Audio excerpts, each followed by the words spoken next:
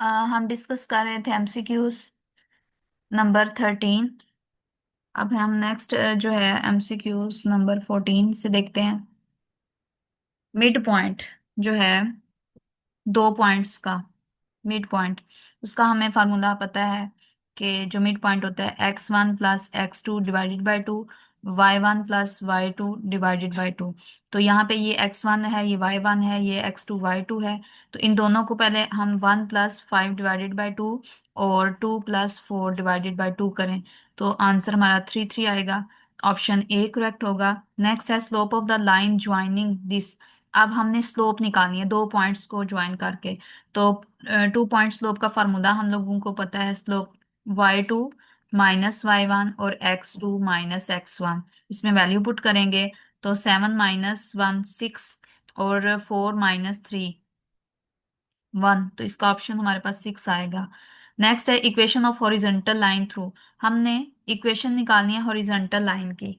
तो horizontal line की में हमारा y जो होगा वो = 3 होगा, 4 होगा यहाँ पे। एक्स एक्सिस की निकालनी है तो y समथिंग होता है, y वहां पे एक्स एक्सिस पे y समथिंग होता है। तो यहाँ पे हमारे पास जो इक्वेशन बनेगी,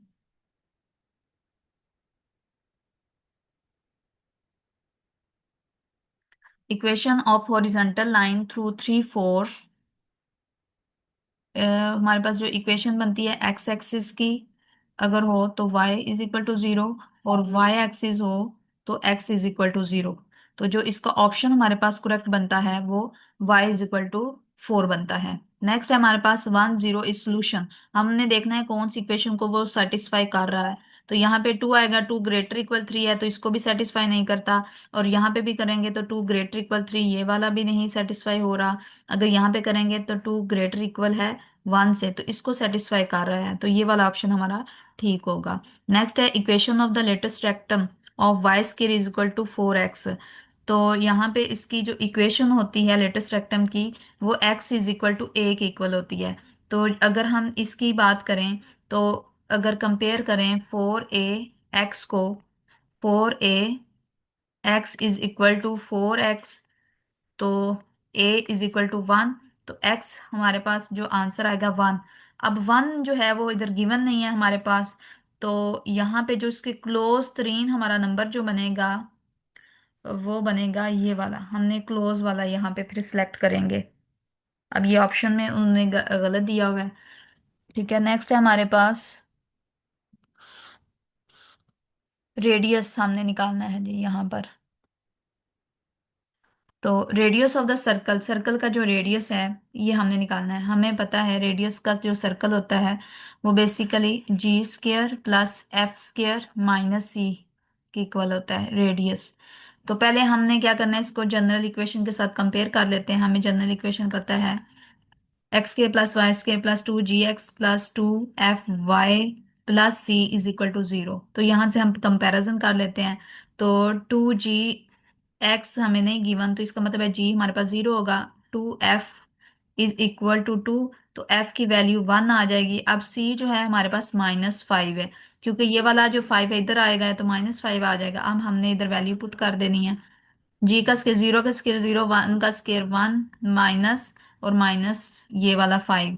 तो यहाँ पे √5 जो है इसका रेडियस आएगा। नेक्स्ट है फोसाई ऑफ इलिप्स। इलिप्स के फोकस जो हैं बेसिकली वो हमने बताने हैं। सबसे पहले तो हमें पता होना चाहिए कि ये वाली इलिप्स एक्स एक्सिस पे है या वाई एक्सिस पे। तो अगर हम एक्स एक्सिस की बात करें तो हमारे पास जो फोकस होता है ±c × 0 होता है यहाँ पर।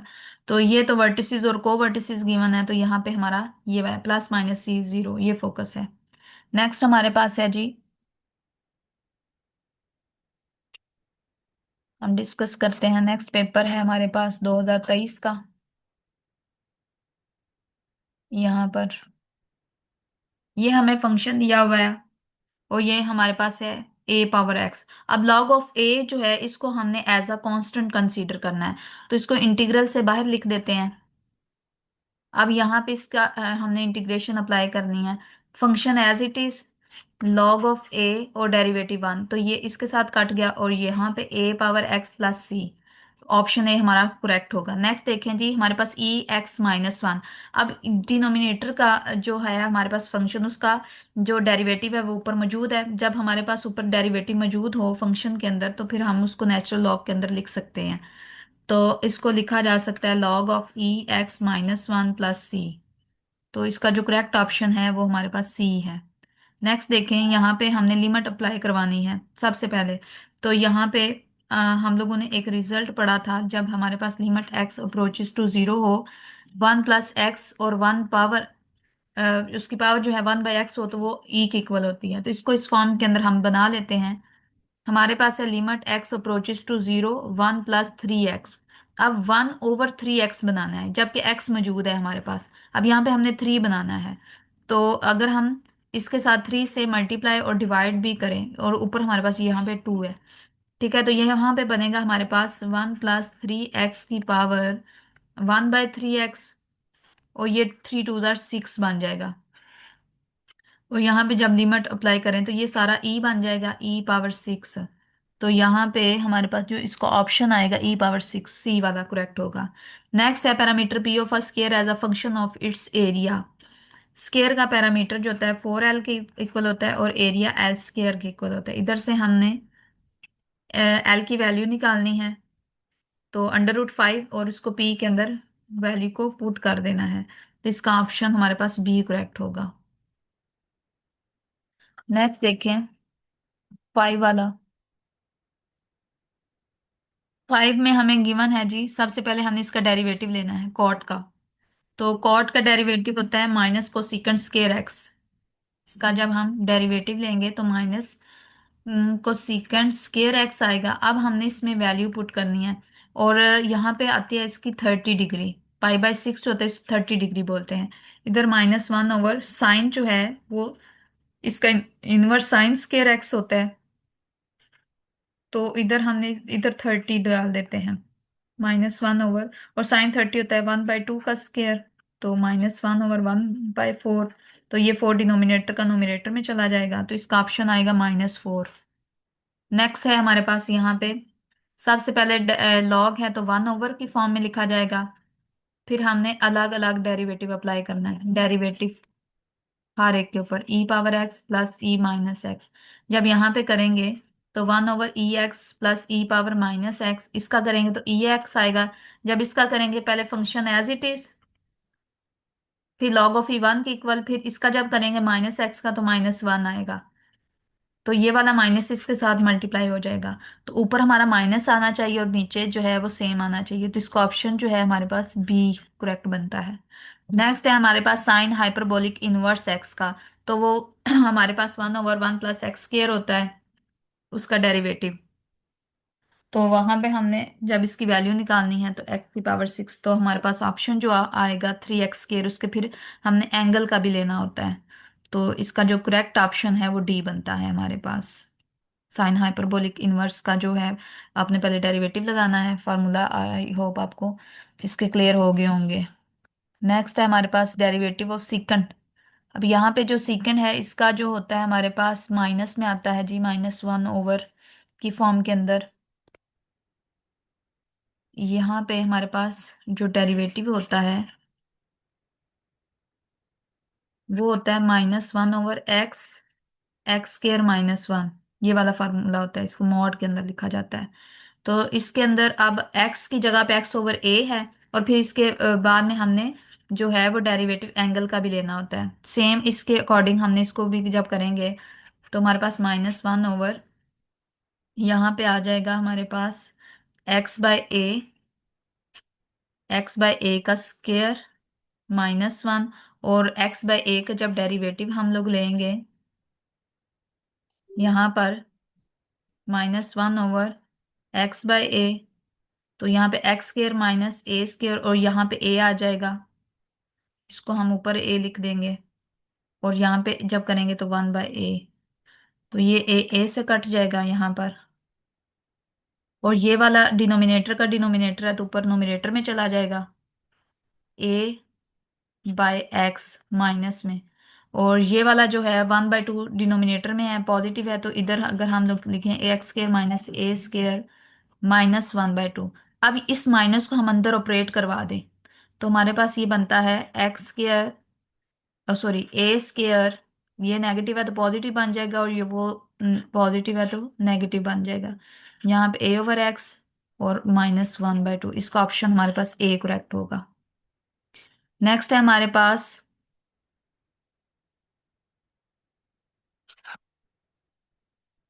the lines joining the midpoint of any two sides of triangle always dash to the third side। कोई भी लाइन है किसी भी ट्रायंगल का, ये देखिए एक मैंने ट्रायंगल ड्रा किया है, अगर मैं इसका और इस लाइन का मिड पॉइंट पे लाइन ड्रा करूं तो ये इसके पैरेलल है।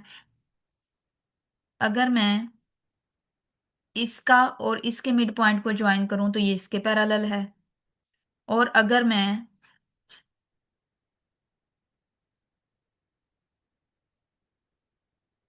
इसको और इसको ज्वाइन करूं तो ये इसके पैरेलल है, तो इसका मतलब है ये पैरेलल होंगी थर्ड साइड के। आगे if U and V be any vectors then U cross V is, ये जो होते हैं आपके पास तीन वेक्टर्स हैं, ये u वेक्टर है, ये v वेक्टर है, इसको u क्रॉस v वेक्टर भी कह सकते हैं। ठीक है, तो ये बेसिकली परपेंडिकुलर होते हैं, एंड यूनिट वेक्टर भी इसको बोला जा सकता है। ये परपेंडिकुलर होते हैं दोनों के ऊपर, u और v के ऊपर। नेक्स्ट है हमारे पास ये इंटीग्रल a टू बी f ऑफ x है। अब हमने क्या करना है, जब भी लिमिट हम चेंज करते हैं ना, अपर को लोअर और लोअर को जो है अपर बनाएं, तो हमारा नेगेटिव साइन आता है यहाँ पर। अब हमने इसको चेंज अगर करें तो साथ में माइनस आएगा। अब ये ए ऊपर चला जाएगा और बी नीचे लोअर में चला जाएगा, तो इसका ऑप्शन बी हमारा करेक्ट होगा। नेक्स्ट देखें, हमारे पास है जी 12। 12 में हमने क्या करना है, पहले इसको इंटीग्रेट करना है x² बाई 2। अब हमने लिमिट अप्लाई करनी है, तो 1/2 को ऐसे, 4 का स्क्वायर -0, तो 16/2, तो 8। पहले अपर लिमिट पुट करते हैं फिर माइनस लोअर लिमिट, तो इसका आंसर 8 आएगा। आगे है the slope of the line, इस लाइन की हमने स्लोप निकालनी है, तो उसका फार्मूला होता है माइनस कोफिशिएंट ऑफ एक्स। अब एक्स का कोफिशिएंट है 2 और कोफिशिएंट ऑफ वाई 3, -2/3। और अगर परपेंडिकुलर कहा जाता तो इसको -1 ओवर फॉर्म के अंदर लिखना था।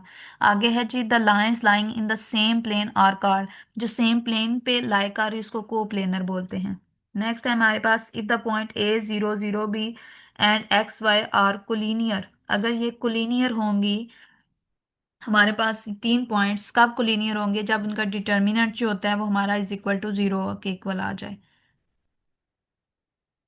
If the point A 0 0 B and x y are collinear, then the equation, sorry, if the points A 0 0 B and x y are collinear, then the points will be, जो उसकी equation होगी उसके points जो होंगे हमारे पास, इसका option जो होगा वो ए कंसीडर होगा, क्योंकि y ओवर x होता है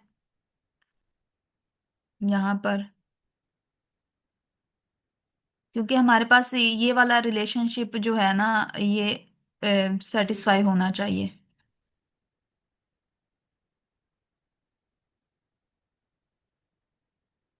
अब ये ओरिजिन से पास कर रहे हैं, ए से पास कर रहे हैं, तो a x1 यहाँ पे हमारे पास ये वाला है, x1 y1, ये पॉइंट है हमारे पास p(x, y) और ओरिजिन से ये पास कर रहे हैं यहाँ पर। तो हमारे पास इसके अंदर जो है ये वाला तो 0 आ जाएगा, यहाँ पे x b, और सेम हमारे पास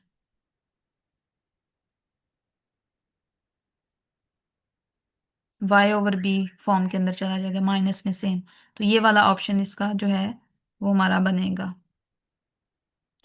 आगे है द ग्राफ ऑफ x+2y < 6।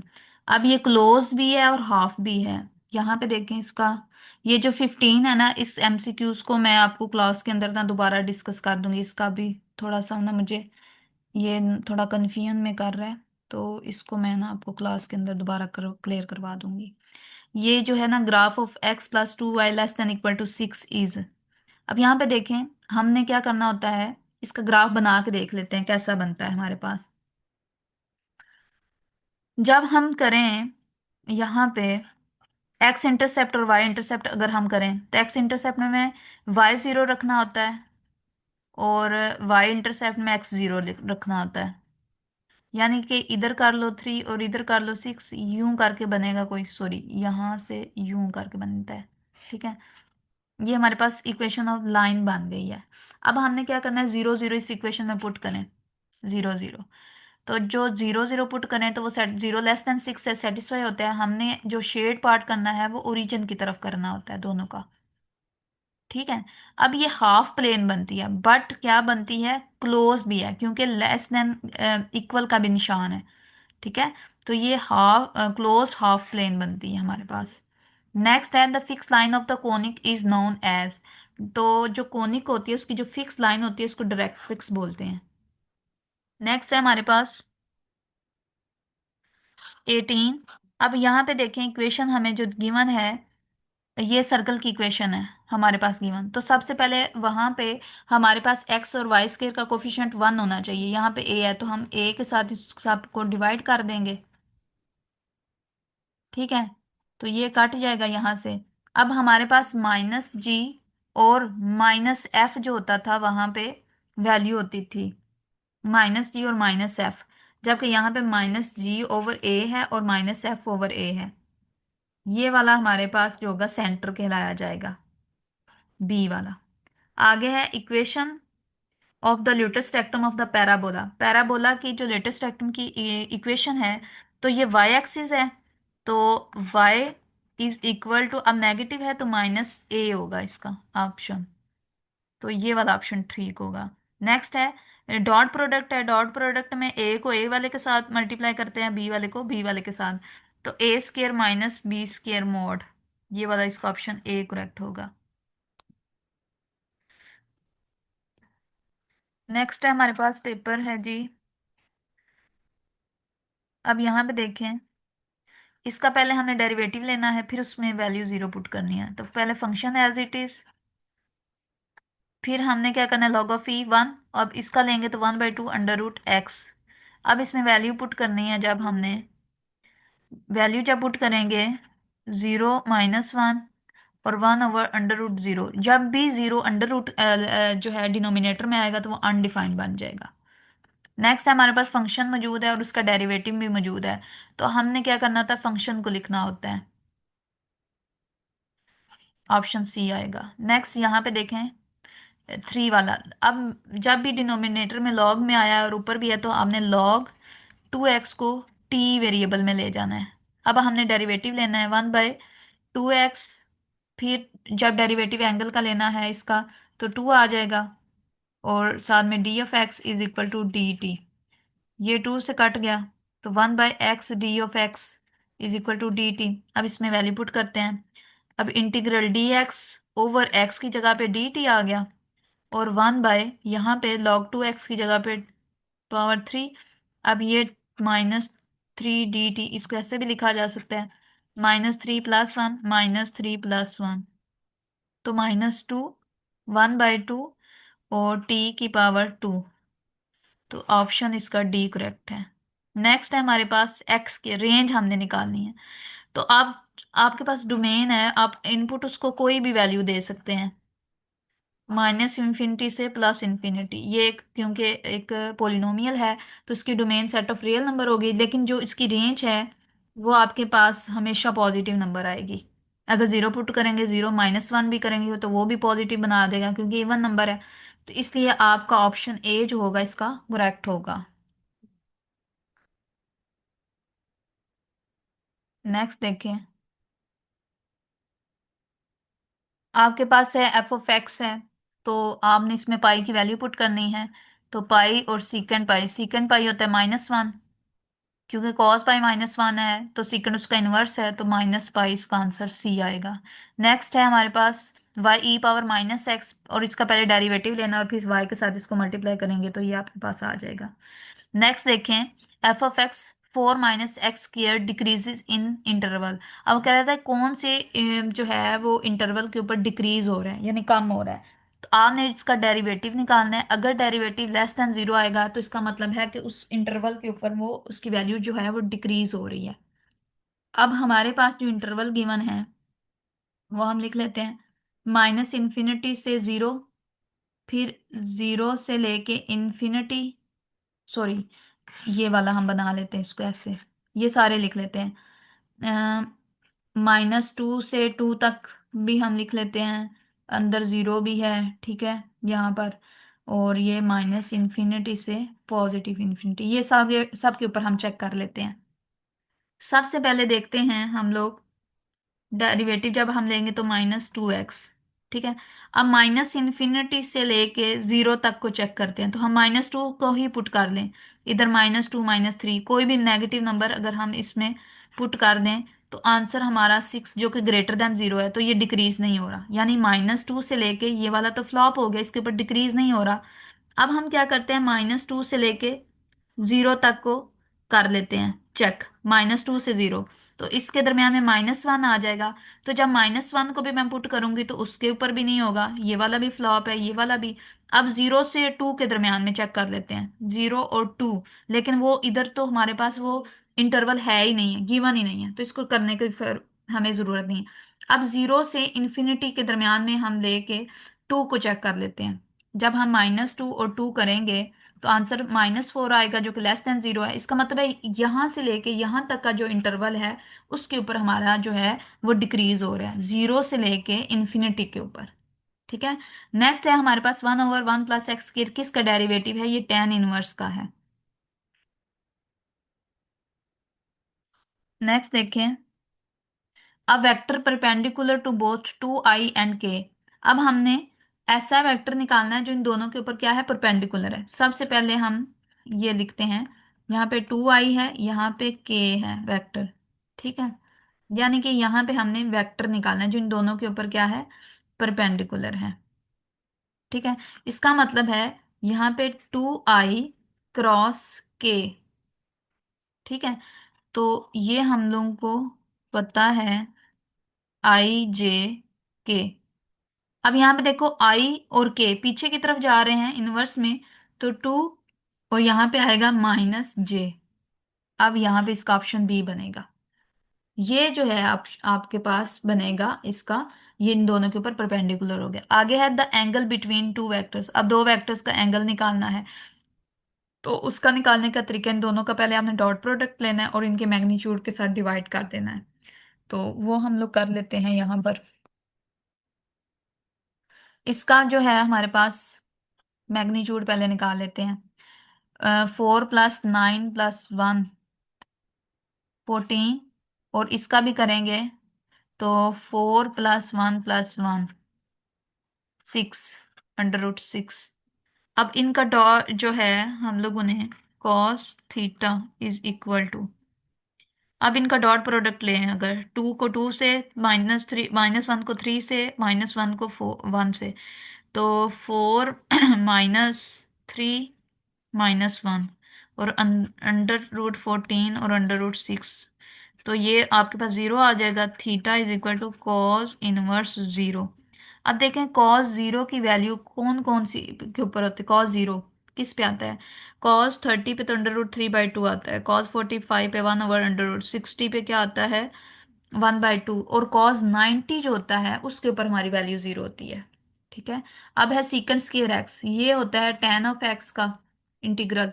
अब पहले ये अपर लिमिट हमने पुट करनी है एक्स के में, और tan 0 0 के इक्वल आएगा, और tan π/4 1 के इक्वल होता है। नेक्स्ट है ये बिल्कुल सेम ऐसे x4/4 माइनस -1 से 3।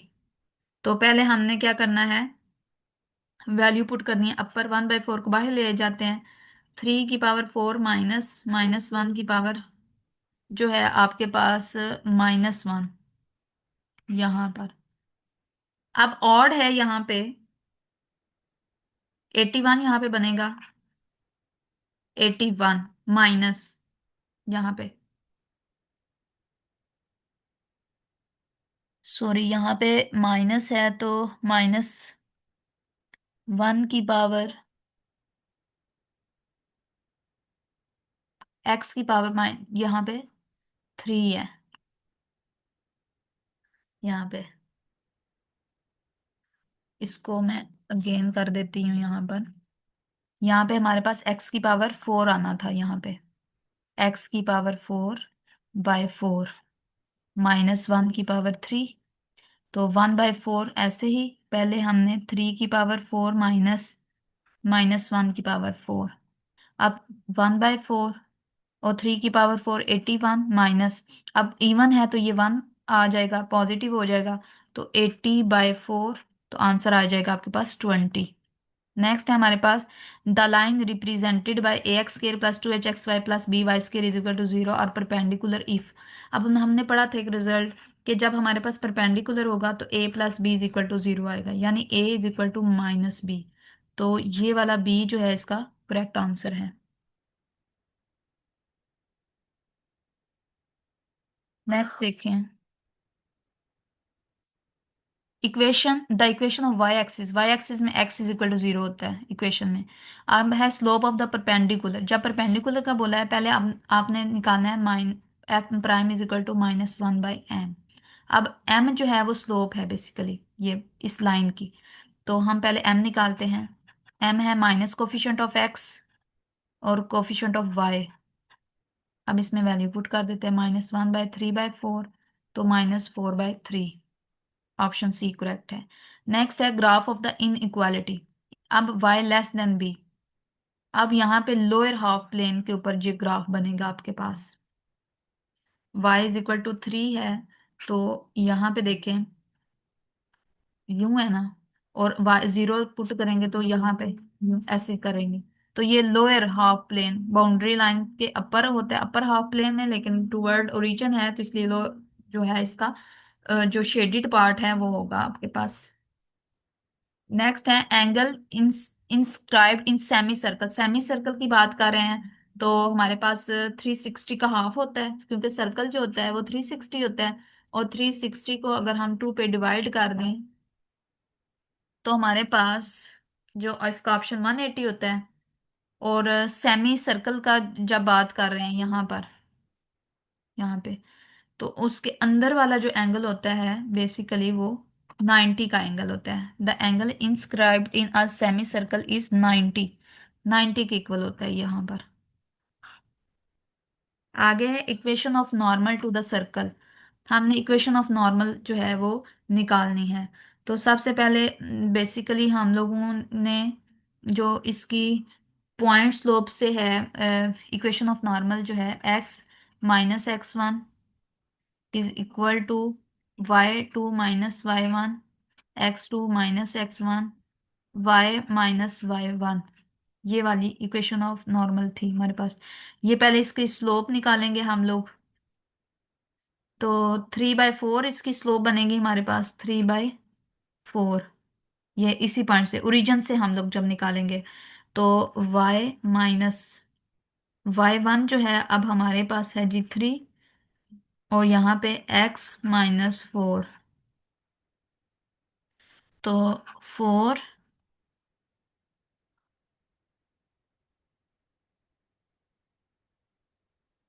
तो 4x - 16 3y - 9। तो 4x - 3y और यहाँ पे 16 - 9। ये टेंजेंट है तो इसको 1/, की फॉर्म में लिखा जाएगा। सॉरी, यहाँ पे हम लोगों ने नॉर्मल निकालनी है, अगर टेंजेंट निकालनी है तो ये वाली लिखेंगे। और इसको 1/, की फॉर्म में लिखेंगे 1/3/4। तो ये 4/3 इधर आएगा, यहाँ पे हमारे पास 4/3।